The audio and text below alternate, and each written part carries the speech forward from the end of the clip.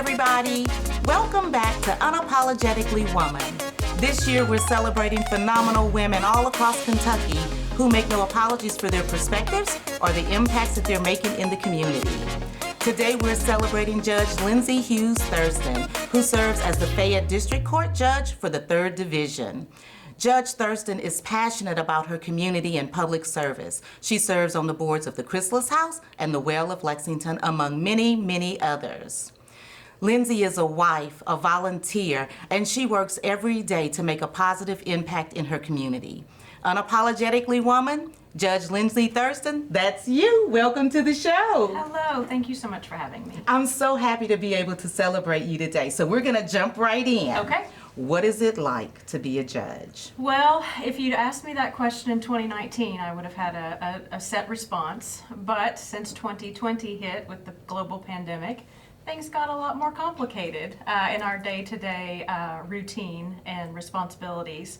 But I will tell you this, it is truly an honor of my lifetime to serve as a district court judge in this community. It's something that I have wanted to do since graduating from law school. And in 2018, I put my name on the ballot and I made it happen. Yes, that's what I'm talking about. So, how was it going through the election process? Was that as nerve-wracking as it seemed? Yes, absolutely 100% yes. It's very nerve-wracking, but it's also a tremendous honor. When you file your paperwork to run for public office, you have put it out there. And like I said, it's an honor, it's a tremendous responsibility as well. And the actual running for office I found it very fun, to tell you the truth. I love people, I love engaging with people. As you mentioned earlier, I love this community. And being able to run for office and meeting new people and telling them why I wanted to do this from the beginning, it was just a great experience that I will treasure for a lifetime. So in your role, you have to interpret the law and enforce it. Mm-hmm. What happens when your personal feelings about something doesn't align? How do you handle that? Well, as a judge, you have to cloak yourself in fairness. You have to cloak yourself in impartiality. And, we all wake up in the morning with certain views and certain beliefs on various matters. But when you're a judge, you have to put on that robe and you have to treat everyone the same. And you have to review the law, apply the law to the facts that are at hand, and do your very best to do the right thing each and every day. And that's what I do, and that's what my colleagues do. That we do. It's something that we take very seriously. Like I said, it's a tremendous responsibility, not only running for office, but actually being a judge. And we're also humble enough to know that sometimes we get it wrong. And that's why you have other courts of review for litigants to be able to say, hey, I think this judge got it wrong. Can you look at it? Mm-hmm. It feels good when they come back and say that we got it right. But sometimes you have to be humble enough to say, okay, they told me I got it wrong, I'll do better the next time. And it's something that, you just have to put all of your best effort into when you're reviewing the law and reviewing a case and making a ruling, because it impacts directly people's lives. So you have parts of this job that have to bring you satisfaction, that make you feel good at the end of the day. What are some of those things? I'd say, some of those things, the main thing would be this. I've had folks who I've seen since taking the bench out in the community who have come up to me and said, Judge Thurston, you may not remember me, but you saved my life. Or wow. You impacted my life. You gave me an opportunity to go get treatment. Or you gave me an opportunity to change my behaviors and my life, and I got clean, or I got my kids back. And having folks tell you that it's pretty heavy, but it's also why I do this job, because in the district court level, we call it the People's Court, because 9 times out of 10, if you live in this community, in any community in Kentucky really, you will have stepped foot in that courthouse, either because you've got a speeding ticket, or someone in your family has passed away and you have to probate their estate, or sadly if you need a domestic violence order, or if you need to process someone out of custody, you're going to have stepped foot in district court. So, you know, the big moments in my life so far, you know, I've only been in this job for a few years, is those folks who have said to me, thank you. That touches my heart. Let me ask you this. So being a woman in a non-traditional field, what role does that play, if any? Well, it's interesting that you asked that because in Fayette County we have a large number of female I think judges. you have 5. We have, you know, I hate that you've asked me that because now that's I'm okay. blanking. But I can tell you, we have our whole family court bench. The family court judge in circuit court is comprised of female judges. And then in district court, it's myself and Judge Melissa Moore Murphy. And, you know, in our field, you know, traditionally in the past, it has been a man's position. That is not the case anymore, especially here in Fayette County, and especially in some other counties in the Commonwealth. We women are taking our place at the table, and we're also taking our place at the bench. And I'm loving it and cheering every day. I'm so excited for you guys. Thank you. So you didn't just show up on the bench. You had a journey. I did have a journey. We all have our journeys. Tell Yes. us about that. So, you know, you have to go to college, you've got to go to law school, and, you know, I am humble enough to know that a lot of women don't have those opportunities. I did. I had an opportunity to finish school and go and get my JD at the University of Kentucky. And I didn't really enjoy law school, but I survived it. You're still alive. I'm still alive, exactly. And my stepfather always said, you know what the last person who graduates in their law school class is? And I said, no, sir. He said, a lawyer. That's right. That's right. So part of the journey is going to school, and then after that, I clerked for a circuit court judge here in Fayette County, a female. Mm-hmm. And it was really my time with her where I learned I can do that job, and I really think I would be good at it, and that's what I want to do. Because I think you said something about not only can I do this in front of the bench, I can do this from behind the bench too. Yeah, because, you know, a lot of attorneys don't like the courtroom, and that's great. You know, we need attorneys to do things in their firms or in their offices, and never see the inside of a courtroom. We need those folks, but we also need the folks who want to be in the courtroom. And I've always enjoyed being in the courtroom. I've never been the type of person who wants to be in an office, and that's just not me. I like people. I want to be around people, and I want to do change in the courtroom. So, you know, part of my journey was working for her and learning clearly early on that I wanted to be a judge. I wasn't sure how I was going to get there, but we're going to start there. And then I went on to the county attorney's office, where I prosecuted mostly driving under the influence offenses, domestic violence offenses. Went from there and became a federal prosecutor and prosecuted crimes against children.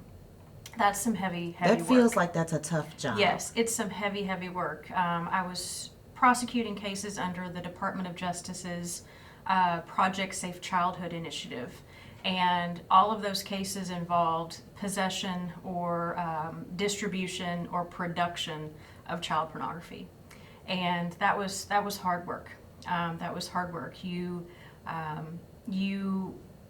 a lot of the times don't even see a live victim in person because they're in an image. They're not in the courtroom, they're in an image. They've been victimized over and over and over again. So prosecuting those offenses, it was tough, but it was really important work because of what I just mentioned. Those individuals have been victimized multiple times, and they deserve justice each and every day. And so I loved that job, being a federal prosecutor. If you are a prosecutor, that's like the creme de la creme, you know. But then I had an opportunity to work in Frankfurt for a few years in state government. That helped me grow as a person and as a lawyer. and then decided, as I mentioned in 2018, it's my time, I'm going to run. It's my time, I'm going forward. And you Yes. did. Yes. But so in your journey, you don't just get to be Lindsay Thurston like that. You have to have a great support system. Oh, I do. Who's that for you? Oh gosh, it's gonna make me a little teary. Well, I have a tremendously strong mother who I adore and who has raised me to be a strong, unapologetic woman. I have a great husband, and I do not have children. That was something that, for me, that just wasn't something I wanted. I love other people's children. That's But it wasn't for me. It just wasn't in my dreams to have children. So, I have a strong tribe of friends. Many of them are women, and they are successful, and they are taking the world by storm. And I lean on them daily. Well, I see, and I was going to ask you about that because you are surrounded by other phenomenal women. Yes. And that just has to be intentional. It is intentional. You surround yourself with folks you want to be like and you want to emulate. And my friends, my tribe, and I have different, sets of friends, and they each in their own way make me stronger and make me so fortunate, and to feel so fortunate to have them in my lives because they have worked and plotted their own journey, and are doing great things in the community as well. And it just makes me tear up sometimes. Well, and you know what? While you were learning from them, they're probably learning from you at the same time. I hope so. Oh, I hope so. definitely think so. Yeah. So when you're not on the bench, Yeah. making tough decisions and impacting the whole world, what is Lindsay doing? Well, Lindsay is, I don't know. She's often busy. She's all over town. Yeah, I see that. I am. I do have a busy schedule. It went from 2020 to doing nothing to back at it and being everywhere. I have very important organizations that I'm involved in that I feel blessed to be a part of them. You mentioned them, I believe, in the intro. The Chrysalis House of Lexington, the Well of Lexington. Does your work as a judge, and you just talked about some of the examples in the courtroom, is that one of the reasons that you chose to sit on the board at the Chrysalis House? Because that's important work. It is important work. And, the Chrysalis House is, we're going in our 43rd year of serving women who are pregnant or expecting, who are suffering from substance use disorder. And that organization has made such a tremendous impact on this community. I was actually a member of that organization before I ran for office, and I've always been drawn to organizations that lift women up and help women who may have had, a rough go at it regarding whether it's substance use disorder, whether it's being a victim of domestic violence, whether it's being a victim of human trafficking. I've always been drawn to those organizations who lift women up. So, my work is sort of hand in hand because I see some of the women in the programs that I'm on the boards of directors for in my courtroom. Right. They don't know me, and they don't know that I sit on the boards. And it's really important work to be in both places, really, because you see the results on both. It's parallel tracks, if that makes sense. It does. But you also volunteer at the Ronald Mcdonald House. Yes, I have only done that about 3 or 4 times, and I am very passionate about the organization and what that does for children and their families. These young folks who are going through tremendous illnesses, and their families are,